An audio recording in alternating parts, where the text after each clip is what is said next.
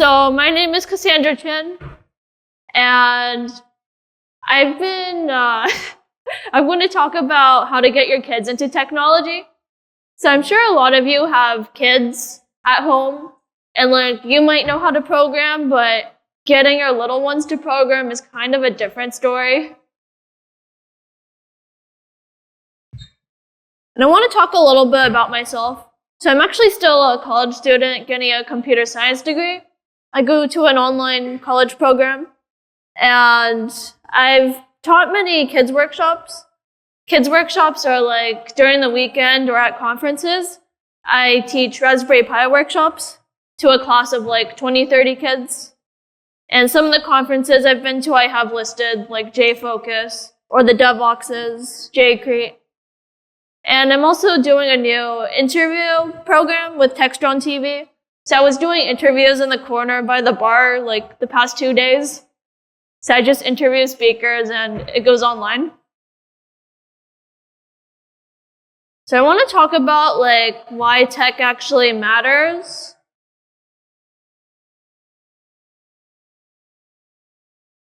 So like we have technology and statistics. So women who try AP computer science in high school are 10 times more likely to major in it, and 7 times more likely for Black and Latino students who try computer science in high school. So I think this really shows that like if women and minorities actually try coding, then they will enjoy it and they'll want to pursue it as their career. And this is like a graph of like gender stereotypes. So this data was actually gathered by interviewing kids themselves about whether they think computer science is a guy or girl activity. So like given the graph trend, like everything above the line is thinking that computers is a dude thing. So it's a little sad. But like kids who are in first grade are still thinking that computers are for boys, which is kind of a problem. It evens out a little bit towards 5th grade, but it's still not quite there. And after 5th grade, it's just a really bad spike, which keeps getting worse.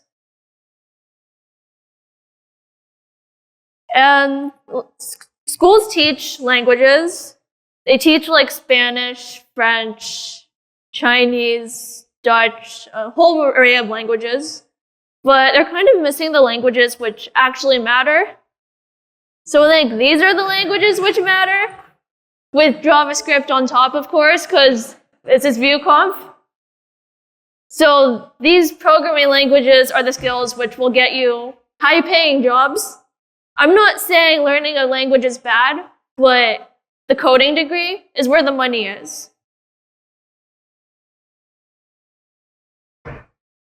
And when we think about screen time, like our kids are always on iPads, watching YouTube.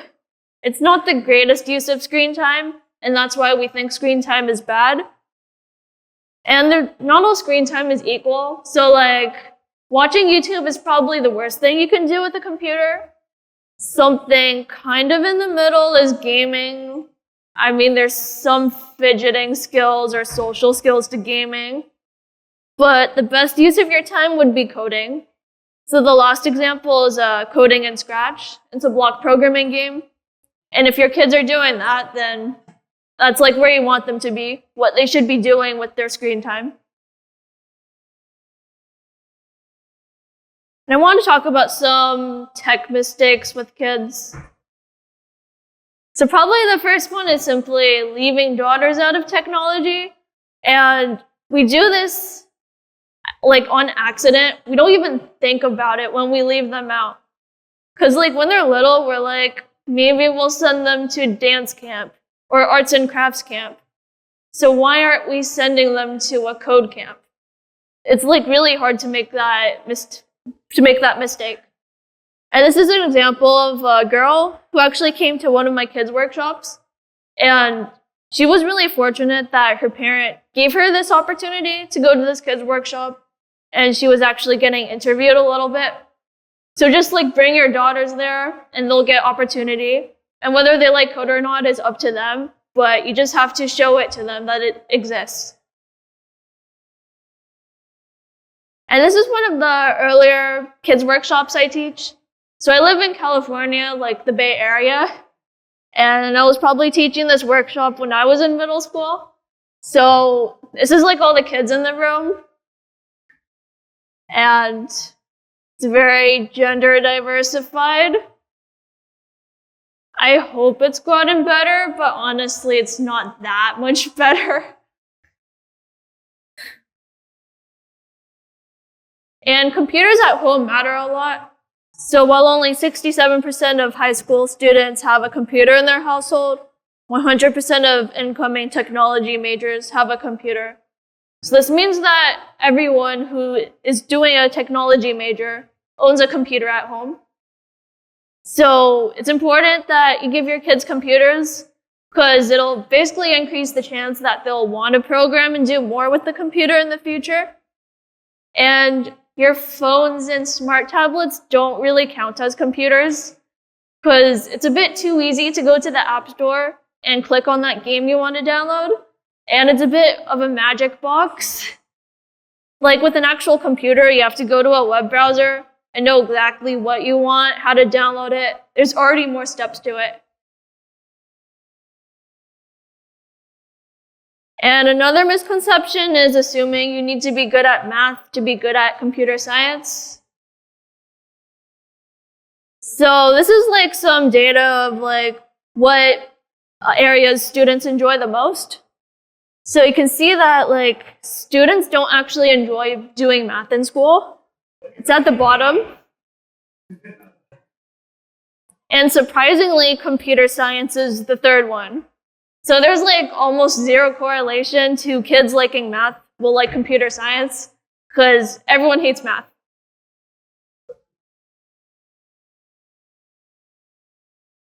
And of course, we need to poke fun at assembly language. We don't do assembly anymore. It's a bunch of gobbledygook. I think programming nowadays is a lot more wordy and actually something you can kind of understand. And this is an example of a code snippet from one of the kids' workshops I teach. So the workshop I teach is like a small game on a Raspberry Pi. And I just have the kids add the main.whistle line. So it looks like a lot of coding, but they only have to type one line. And to get to this screen in the program, they have to like do all the functions and they're seeing the walls of black text.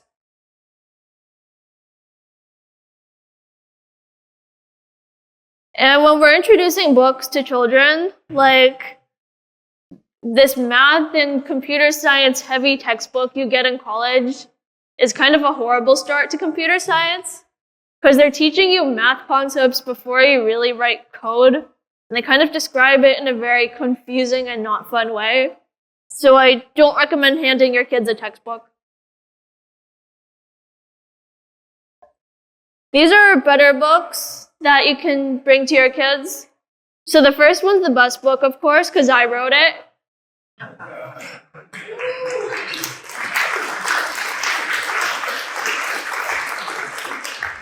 I'll talk about my book a bit later in the presentation. And the second and third books they're kind of like work activity books I found on Amazon. They're better than the heavy math book.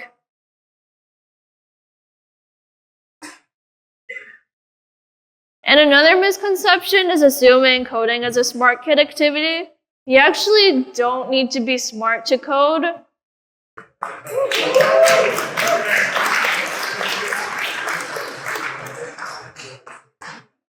So yeah, it doesn't matter how stupid you are, you can learn how to code.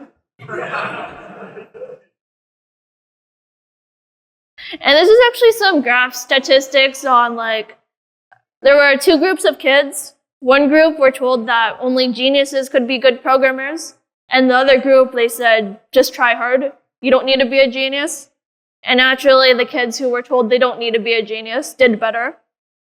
So telling kids that programming is a smart kid activity will literally hurt their potential to be good at it. And this is more like bad examples of geniuses. a lot of like common TVs and media don't exactly help the image of computer science. You don't need to be a smart person to learn it. And this is good examples of programmers.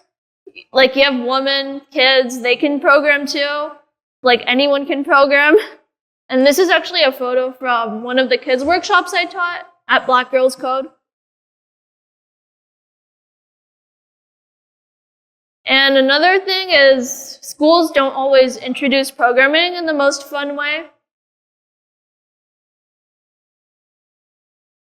Like, many schools still don't offer computer science programs. So only 53% of high schools offer the course, but 90% of parents want their kids to do computer science. So I think that really shows that we actually can't rely on the schools too much.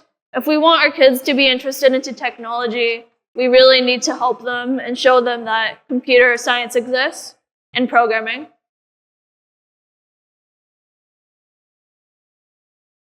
And this is like one of my assignments from my early computer science classes. It's like get user input in an array and reverse it, create student and class roster objects, write a selection sort in Java. It's like really boring stuff. If this is your first experience writing code, I think you have a good reason not to enjoy coding. This is a more fun introduction to computer science. So this is an actual kids' workshops of kids who are like building robots with Lego Mindstorms. And actually this picture was taken maybe 7 or so years ago. So now these kids are my age and they're actually doing computer science and they're getting tech jobs. So it actually works. And another mistake is actually doing the coding for your kids. So this is another kids' workshops photo, and there's a problem with this one. So like the person who's helping the kid has his hand on the mouse. So he's basically doing the coding for the kid. And the girl's learning nothing. I mean, maybe she's learned that if she asks for help, someone will do it for her. But that's not exactly how she'll learn coding. And also the program they're learning on is overly complicated. They're in some like Eclipse IDE doing stuff way beyond the kids' level, which isn't that great. This is a better example of how you can teach programming. So Hippie is one of the volunteers for the workshops I teach, and he has his hands on the cane. So he is nowhere near the mouse or keyboard. And he just talks it through with the kid. He explains really clearly, and he really takes his time to explain how you actually code and do it. And this is actually much harder to do than it looks. It's really tempting to grab the mouse because that kid doesn't know what they're doing. But if you hold back, I think you'll see the results that they actually learn.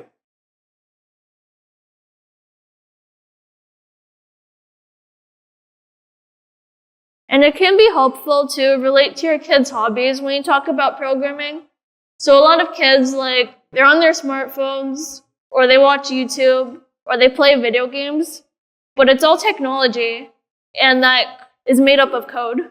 So like if they're playing a game, someone made the game. So how do you make that game? And these are examples of projects you can do with your kids. So this is a Lego Spike. I think it's their newest robotics kit. I've mainly seen it used in schools and camps so far. But like it's kind of both hardware and software. So you build the robot with like Legos, which kids already know and love. And you do block coding, which is pretty simple enough, so they won't get too frustrated at it. And there's also Make Blocks. They have this MBot series, which is for kids. They have, the MBots they use a screwdriver and screws. So it feels a little less like a toy. It's more like you're tinkering with hardware because you have to screw things in. And I think sitting on top of the robot's an actual Arduino board. But with this robot, they have software which lets you do block coding. And they actually show you the code on the side, which is really neat. And this is another completely free resource called Hour of Code. It's just a website, but they have many courses for getting your kids started into coding. So this like Minecraft example, there's like 20 levels, and you're just like dragging the blocks. So I think you want like the character to like touch the shape or something. So you just tell it to go right a bunch of times. And the levels get harder over time. It's kind of an easy introduction into coding. And it's important to choose age-appropriate technology because if you choose something which is too hard for your kids, they'll get frustrated, and something too easy, they'll get bored. So this is an example of a workshop called Squishy Circuits, which is good for really young kids. It's basically just Play-Doh, but they connect the Play-Doh with wires, and they light up LEDs.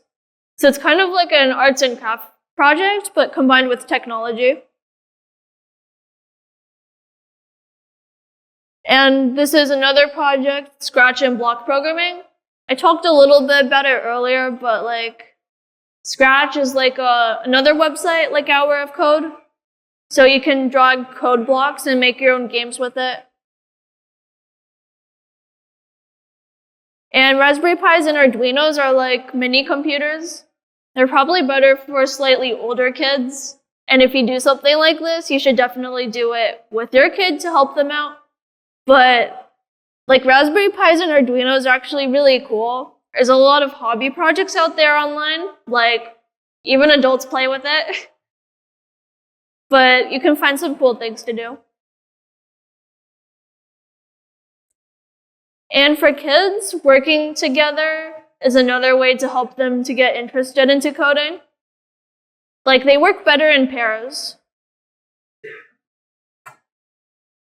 So like in the kids workshops I teach, I always make sure that the kids are working in pairs because if they're working alone, they'll usually get stuck pretty quickly and then raise their hand, and then they just stop thinking while they're raising their hand.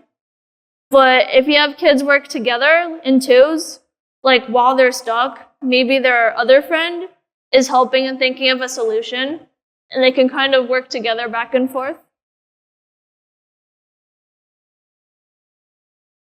And this is another kids workshop where we have a group of 3, and they look like they're working together nicely on the MBot robot, but there's a slight problem.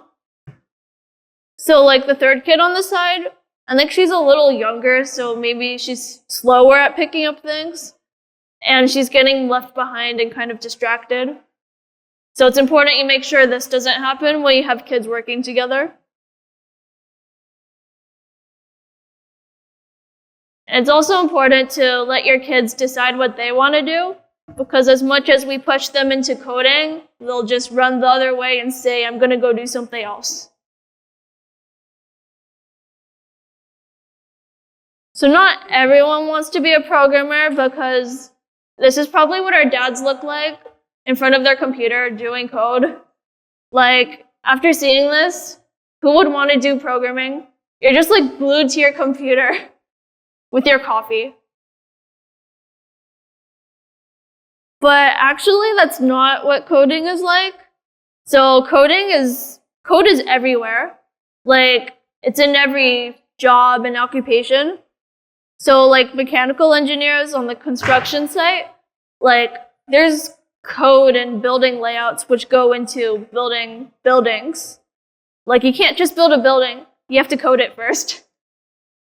And like stock markets, like someone built the software for the stock market system. So like even so it's economics, there's still code behind it. And the last one's just game design. I mean, that's probably the simplest one and what your kids will want to hear to get hooked into it.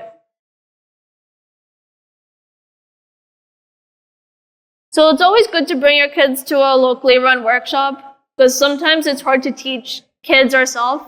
It's easier to have someone else teach them. So like some of the workshops I've taught at is like the DevOps for Kids program. I think they have different locations. And there's Black Girls Code. And I did some quick research, and I think STEM NOLA is a local program in New Orleans. But if you do other research, I'm sure you can find local programs local to where you live.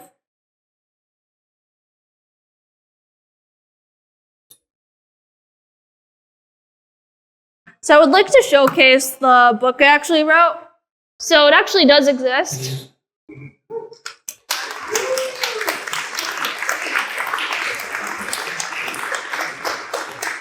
It's called Fippy's AI Friend, and it's set in Paris. And the animals are like, I don't know if you've heard of Kubernetes or KubeCon, but I announced this at KubeCon Paris a few months ago. And like the animals are kind of tied into Kubernetes. But despite the fact it's Kubernetes tied in, there's not that much Kubernetes about it, so it's still good.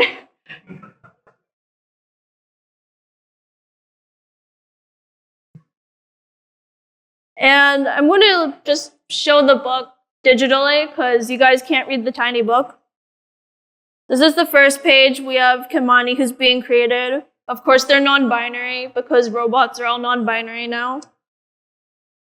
And there's trying to celebrate for a surprise party for Z, the zebra and the painting.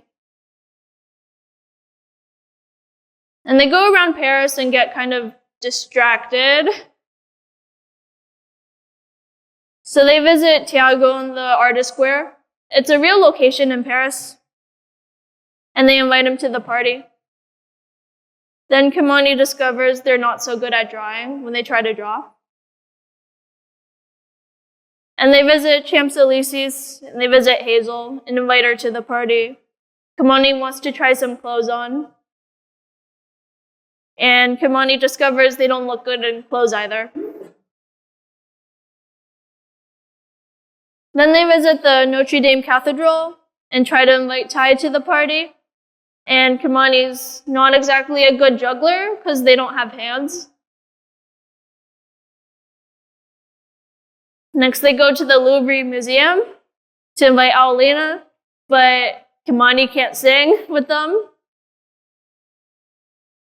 After all this, Kimani gets very depressed that they can't do anything, that their friends can.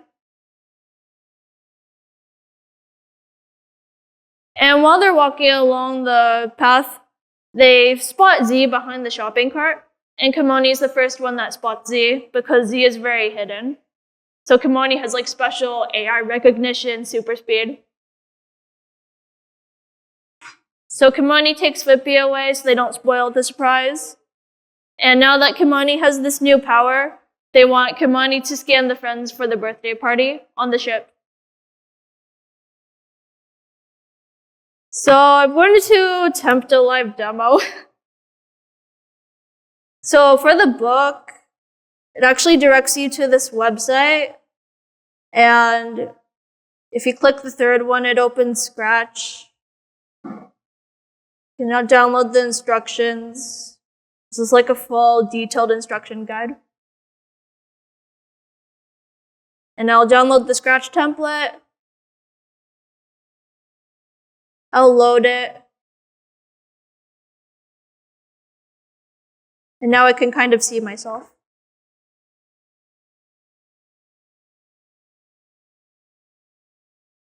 So for this part of the workshop, I need to train Kimani to scan Goldie.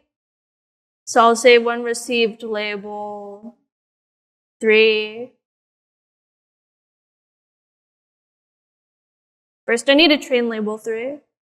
So there's this page in the book with the characters, which you can scan.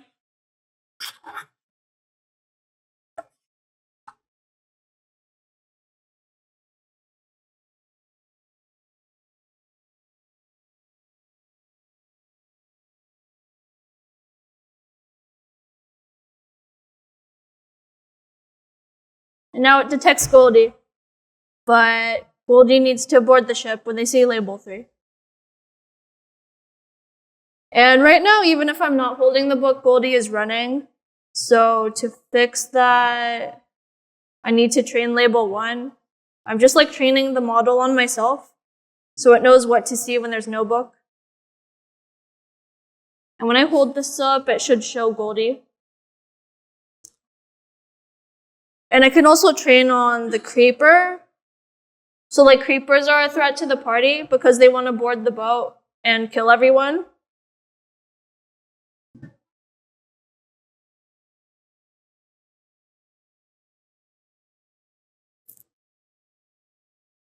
So I'm going to train it on label 2.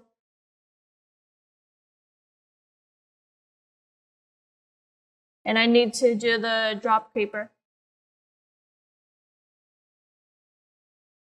And they're the creeper drops.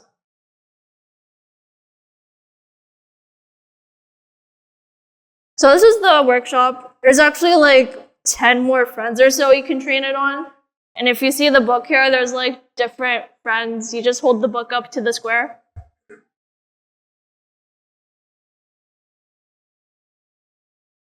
And this is my graph of like how the model works.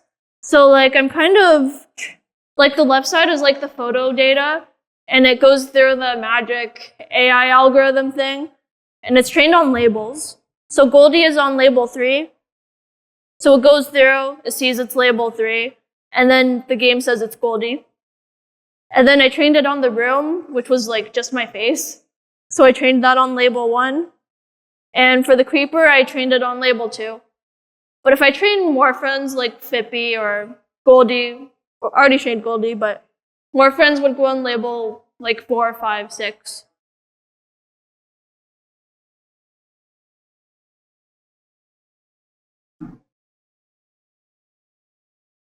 And this is the end page of the book where they're all happy on the ship. So thank you for joining.